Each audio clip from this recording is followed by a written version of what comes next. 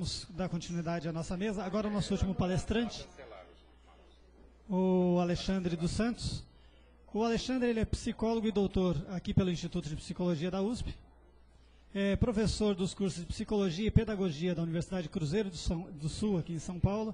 Professor do Instituto SEDES Sapiense, também na especialização em orientação profissional. Professor da FIPEM, que é o Instituto Paulista de Ensino, nas disciplinas de Mentoring e Psicologia Aplicada. Membro pesquisador do LABOR, o Laboratório de Estudos sobre Trabalho e Orientação Profissional aqui do Instituto de Psicologia da USP.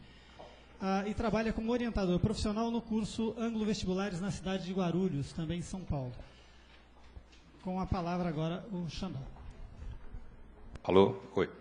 Boa tarde. Assim como todo mundo falou, para mim também é uma honra estar aqui, participar. Pena que eu não posso participar tanto quanto os outros, né? Não consegui me livrar do trabalho, mas consegui dar uma escapadinha para conversar aqui com vocês. Na verdade, essa apresentação que eu vou fazer, eu já modifiquei ela agora, né? No momento em que todo mundo foi falando, como foi o último, essa é a grande vantagem que a gente vai absorvendo um pouquinho do que os outros falaram, né? Para aproveitar para a nossa apresentação. Eu vou fazer um pouco diferente da Cida, que apresentou a parte ruim primeiro e depois a parte boa. Vou apresentar primeiro a parte boa e depois vou falar da parte ruim, né? Para poder comentar um pouquinho essas experiências aí.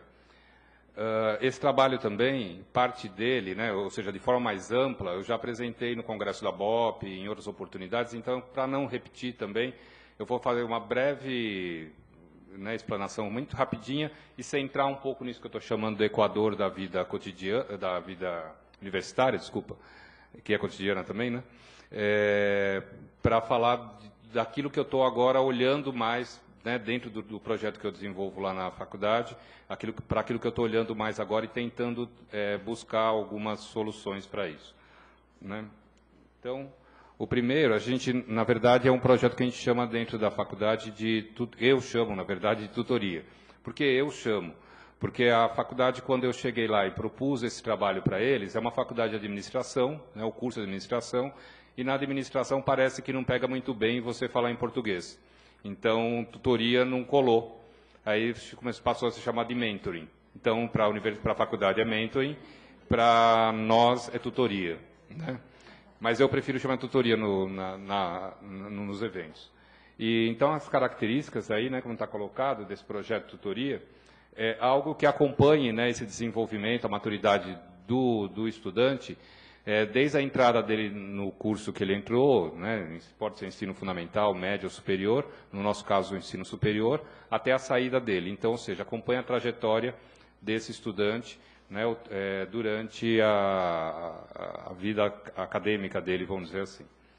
No caso das universidades, né, então, a recepção, adaptação e reconhecimento da realidade acadêmica, até a finalização do curso com a preparação dele para a entrada no mercado de trabalho. Tá? Então, a entrada marcada por isso, tem um percurso que eu vou mostrar daqui a pouquinho, que a gente tem trabalhado, e a saída dele que marcadamente chegar até o mercado de trabalho. Será que eu apertei certo? É o de baixo para voltar. Tá, pronto. Então é isso mesmo. Então, isso é um resumo, tá, do trabalho que é desenvolvido. Então, ele está pequenininho, eu tentei ampliar, não consegui, tá? Mas eu vou, então, ler para vocês, para mostrar um pouquinho. Na verdade, eu não consigo usar muito isso. Dá para ouvir bem assim? Beleza? Aí atrás? Então, as características, eu fiz aqui uma linha do tempo, né? Desde a entrada na universidade até a saída para o mundo do trabalho. Então, a gente está chamando de que no início da universidade é um percurso muito mais teórico. O que a gente normalmente vê nos cursos é que as disciplinas que tem no início do curso são disciplinas muito teóricas, pouco ligadas à prática. E já no final do curso é um momento mais prático, em algumas faculdades, inclusive, praticamente só se tem os estágios. Então, foram divididos em 3 momentos de trabalho. O primeiro momento, a orientação de estudos, que está mais ligado a esse plano teórico. Um segundo momento, ao que a gente chama propriamente tutoria mesmo, no estrito senso, que eu vou falar daqui a pouquinho, e, no final, a orientação de carreira, né, que são colocados nesses 3 momentos como estrutura geral. Tá? E aqui uma pequena descrição de algumas atividades, né, que são trabalhadas, ou alguns aspectos que são trabalhados dentro desses 3 momentos. Então, na orientação de estudos, a abordagem de textos, a compreensão, aprofundamento desses textos e a intertextualidade. Na organização, né, para o estudo, o uso, né, de uma agenda, não necessariamente naquele modelo que a gente coloca, mas organizar um pouco esse cronograma, né, de trabalho, a rotina que se tem dentro da universidade e o planejamento disso, ou seja, poder prever algumas ações que vão ocorrer lá na frente. O que a gente tem percebido é que os alunos muitas vezes não estão preparados para essa nova rotina da universidade e nós precisamos ajudá-los nesse sentido. E a interdisciplinaridade, né, trabalhando como metodologia isso, ou seja, as pessoas poderem entender que não são caixas, gavetas separadas e como que isso está implicado, e aí também entra um trabalho com os próprios professores, né? No começo do curso, no caso da faculdade de administração, há 2 cursos que são obrigatórios, 2 disciplinas obrigatórias para os alunos, que são de linguagem, né, português e inglês, e então é trabalhado muito por esse nível, porque todo mundo vai ter que produzir texto durante a faculdade, então o português entra nisso, e o inglês também, a faculdade lá, no caso dessa em particular, ela tem o que eles chamam de oficinas profissionalizantes, desde do primeiro semestre.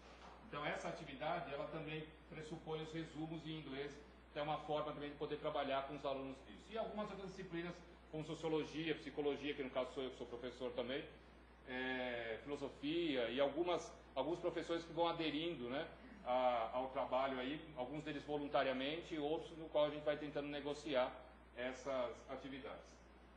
No momento de tutoria, que é o que eu vou destacar daqui a pouquinho, então nós temos aí como aspectos a ouvidoria, né, ou seja, de escutar um pouco esse aluno, ele poder chegar aí num sentido, algumas vezes individual, algumas vezes em grupo, e aí, na verdade, as temáticas que esses alunos trazem são livres. Na faculdade particular, há muito um comportamento de eles se sentirem como consumidores em um certo momento, ou seja, então eles vão lá reclamar serviços não prestados, né?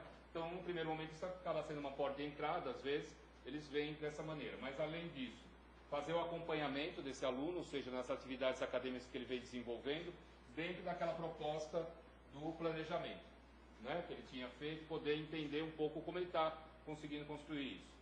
E as necessidades dele para lidar com a angústia. Que angústia, né? A angústia que eu vou falar daqui a pouquinho do Equador aí, mais ligada a essa questão de se continua o curso ou se sai do curso, né? Está ligada aí à questão de evasão.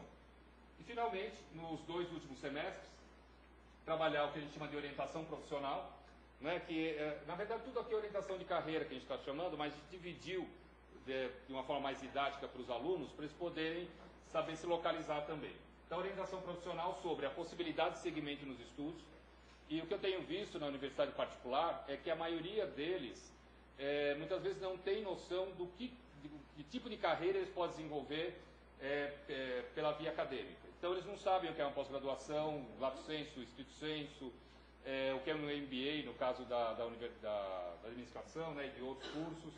Então, eles têm muitas dúvidas em relação a isso. Não sabem por onde ir. As informações sobre as carreiras, parece estranho, né? Mas a sua própria carreira, no caso de administração, tenho visto que alguns alunos não sabem o que o administrador pode fazer no penúltimo semestre do curso de administração. Então, nós apresentamos para eles algumas possibilidades. Na verdade, apresentamos no sentido de ele fazer uma exploração, uma pesquisa em cima disso. E o início da construção de um portfólio. Então, começamos a desenvolver com eles a ideia de portfólio como uma ferramenta de orientação profissional.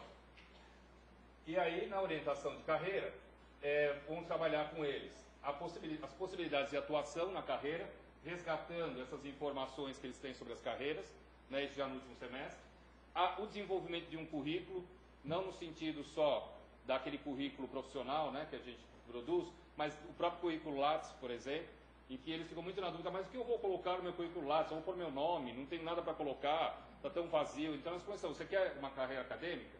Vamos começar a produzir desde já, né, esse currículo. Quer uma carreira profissional? Vamos começar a trabalhar e ver para onde eu encaminho esse currículo, de que maneira. Além disso, de novo, a produção do portfólio, está invertido aqui, né, da biografia profissional, né, que tem, na verdade, como a Maria Célia colocou, cada vez mais, não sendo só uma biografia profissional, mas uma biografia mais ampliada, né? Fale da vida como um todo, do qual a profissão é um dos aspectos relevantes, e a finalização da construção do portfólio que a gente tem feito. Então, esse é um pouco a cara geral... Nossa, quase falou muito alto, né? A cara geral desse trabalho. Bom, então a tutoria aí no meio do curso, ela tem essa característica que eu falei, de ouvidoria, acompanhamento, necessidades e lidar com as angústias. Então, nessa segunda fase, né, é feito um levantamento de problemas que os alunos trazem. E esses problemas são os mais variados, né? Desde problemas pessoais, no trabalho que ele tem, porque a ampla maioria dos alunos são trabalhadores, são alunos do curso noturno, na periferia, na Grande São Paulo, né? No centro de uma cidade da Grande São Paulo, que é Osasco, é aqui pertinho. A característica desses alunos é diferente de uma escola pública, de uma universidade pública, ou seja, eles não têm essa diversidade. Eles, em geral, são ali da região mesmo, né, da Grande São Paulo, pouquíssimos são de São Paulo mesmo, a maioria é de Osasco, mais para a periferia um pouco, né, outras cidades da Grande São Paulo, que são trabalhadores que trabalham em São Paulo, portanto, Osasco vira um dormitório para eles. Alguns estão indo lá porque querem ascensão na carreira profissional dele dentro da própria empresa, até por isso o curso de administração, né? Em geral, pessoas mais velhas, agora tem recentemente diminuído a idade dos alunos, essa faculdade é uma faculdade bastante nova, então ela começou com uma proposta que eles julgam diferenciada, mas atraiu um público acima de 30 anos de cara. Agora que o público tem começado, acho que é a primeira turma que eu dei aula semestre passado, que tinha a média, né, entre 18 e 25 anos, os alunos. Então, eles trazem os problemas do trabalho deles, às vezes o trabalho de lidar com a família, né, quer dizer, são pessoas que são casadas, têm filhos, e têm que dar conta dessa vida cotidiana enquanto fazem a faculdade. Né, eles têm muito pouco tempo para se desenvolver dentro da faculdade. E também a discussão disso. Então, a gente, junto com eles, aí em grupo ou individual, tá, isso vai variar. Na verdade, como é uma faculdade muito pequena, fazer um grupo praticamente é pegar essa turma toda. Né? Então, eles têm, mas já aconteceram alguns trabalhos em grupo. Mas os trabalhos, eles variam em grupo ou individual, tem acontecido mais de forma individual. E a discussão desse problema, tentando também levar essa pessoa a entender quais são os determinantes que tem sobre ela, que estão, na verdade, de certa forma, impedindo ou não permitindo que ela consiga solucionar esses problemas. Só a título de exemplo, né, dando um caso de um rapaz que veio conversar comigo, que ele contou a história de que ele era o braço direito do chefe dele. E aí ele estava angustiado porque ele não conseguia chegar na universidade, era um aluno bastante dedicado, ele não estava conseguindo chegar na faculdade para assistir às aulas, ele chegava sempre atrasado. Então ele perdia a primeira aula da faculdade, não estava conseguindo fazer os trabalhos, e tinha uma série de outras questões pessoais dele. E daí ele fala para mim que é o braço direito, eu perguntei, mas por que você não pode chegar cedo? Que hora que você sai do trabalho? Ele falou, saio às 5h30, mas eu nunca saio às 5h30, eu saio às 7, 7h30, 8h. Eu falei, você já pensou que você tem o direito de sair às 5h30? Ele falou, mas daí como assim? Mas eu não posso sair às 5h30. E eu vou perder o emprego. Eu falei, e por que você estaria o braço direito? Se você é o braço direito dele, eu faço tudo, ache outro faz tudo no mercado hoje em dia, na atual conjuntura brasileira. Né? Ou seja, ser um cara que é tão importante para a empresa assim, não tem como sair da empresa. Então, a gente começa a discutir algumas questões para que ele possa ir revendo. Na verdade, ele acabou saindo daquela empresa, procurou outra melhor, foi trabalhar em outra que permitia fazer o que ele queria. Então, o que a gente tem percebido é que essas questões todas, pessoais, influenciam no desempenho acadêmico do aluno. Né? Então, ele traz essas questões para a faculdade, ele não deixa essas questões da empresa, não deixa essas questões na casa dele, não deixa a vida dele no armário e sai para estudar. Então, ele leva tudo isso e isso vai povoando ele. Recentemente tem 2 alunos que vieram conversar comigo também com questões pessoais, desde questões de saúde na família, a outras questões de trabalho também, e que a gente tem percebido que isso impacta muito também na continuidade. Por quê? Ao não conseguir solucionar os problemas, a própria faculdade se torna um problema e ela é descartável, porque entre os vários problemas que eu tenho, o que eu posso dar conta mais fácil é o da faculdade saindo dela. Inclusive, gera, no caso de uma faculdade particular, né, um ganho no orçamento. Né? Ou seja, eu passo a ter mais dinheiro, né, para poder tentar resolver as outras coisas. Então, a gente tem tentado dar conta disso também. Aí eu coloquei um pouquinho, só para ilustrar, é uma reportagem que saiu no Estadão, em maio, sobre a evasão na USP Leste, né, como ela cresceu, e que tem um significado aí, né? Não sei se vocês conhecem, todo mundo sabe disso, aqui na cidade de São Paulo, atualmente tem 2 campi da USP, um aqui no qual nós estamos, o Butantã, e o da USP Leste. Só que, por estatuto, a USP não pode abrir na mesma cidade os mesmos cursos repetidos. Então, a USP Leste foi obrigada a abrir cursos que até se parecem com cursos tradicionais, mas que tem que ter um outro nome. E aí, um dos problemas que se enfrenta é que muitos desses cursos não são conhecidos. Então, eu coloquei aqui, só para ilustrar, se vocês conhecem esses cursos. Né? Quer dizer, são alguns deles, talvez a gente tenha dificuldade aqui de dizer o que faz o profissional dessa área. Né? Então, imagina, se para nós, que trabalhamos com orientação, temos às vezes dificuldade de lidar com um curso desse, imagina para quem está fazendo o curso. Ele não sabe para onde ele pode ir. Né? Então, tudo aquilo que a gente apareceu lá no final do trabalho, reaparece. E, na verdade, uma das hipóteses que se tem, que eu achei absurda, mas é uma hipótese que está sendo levantada, é de que essas pessoas estão se evadindo da USP porque o ProUni é o culpado. Ou seja, elas estão optando em ir para a faculdade particular. Tudo bem, eu acho que isso aconteça, né? Mas não acho que esse seja o motivo principal. Acho que o motivo principal são outros, né, que a gente precisaria averiguar um pouquinho melhor. Bom, essa é uma apresentação bem básica do que eu estava falando. Então, o que me preocupa agora, voltando, é justamente esse momento que eu chamo de Equador. Né? Ou seja, esse momento tenho visto que tem sido significativo de um momento de decisão dentro da faculdade, se o aluno continua a faculdade ou para a faculdade. Em geral, o que eu tenho visto lá, nessa faculdade e na outra universidade que eu trabalho, é que os alunos que vão até o meio do curso, em geral, eles terminam o curso. Né? Ou seja, quem tem que tomar essa decisão de sair, isso não é evidente regra que todos façam, é evidente que há casos de pessoas que desistem no último semestre, mas a maioria que chega até o meio do curso. E aí comecei a investigar alguns possíveis porquês disso. Um deles tem a ver um pouco com aquele início da trajetória mais teórica, 5 minutos, mais teórica, e que me leva a desanimar um pouco com o curso, porque eu nunca vejo fazer a coisa concretamente mesmo. Então, os cursos são organizados, muitas vezes, com essa cisão, né, de um início extremamente teórico e há uma prática que ela é jogada para o final do curso. E aí, ou seja, a pessoa que, de alguma forma, passa da metade do curso, começa a ter a prática, se envolver com a prática e consegue, de novo, ver perspectivas de atuação profissional. Outra questão são que essas questões,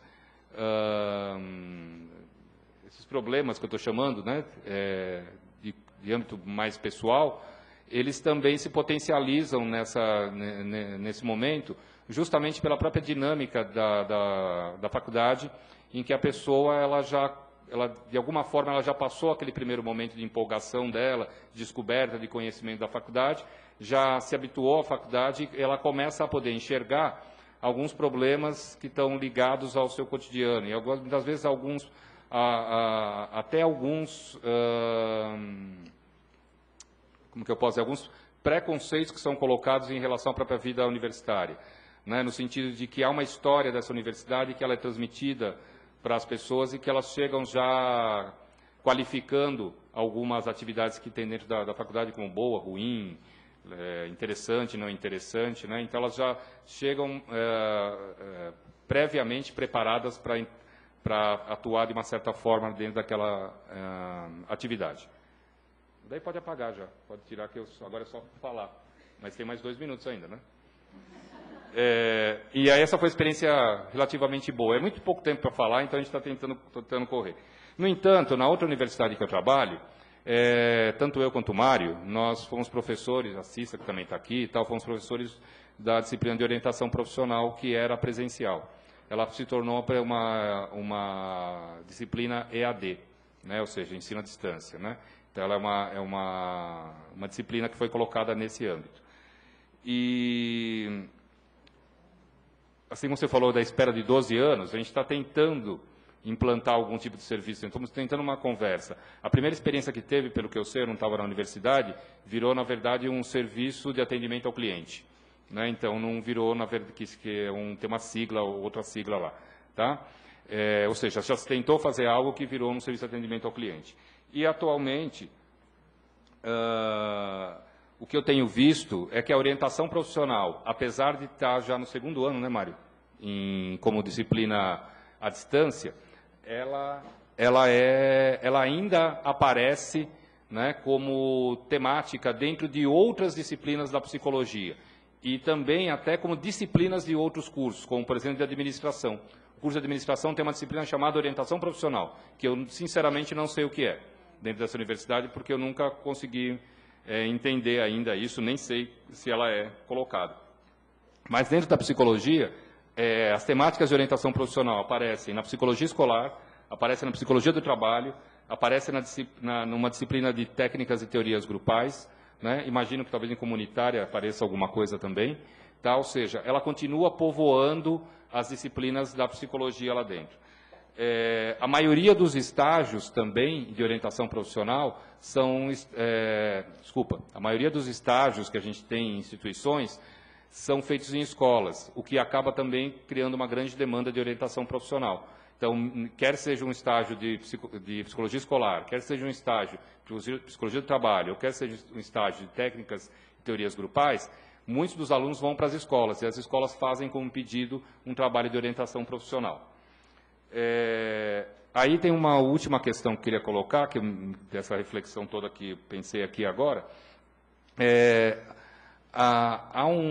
Dentro desse panorama todo, se tem trabalhado muito com métodos didáticos, né, dentro tanto das escolas particulares, como também nas escolas públicas.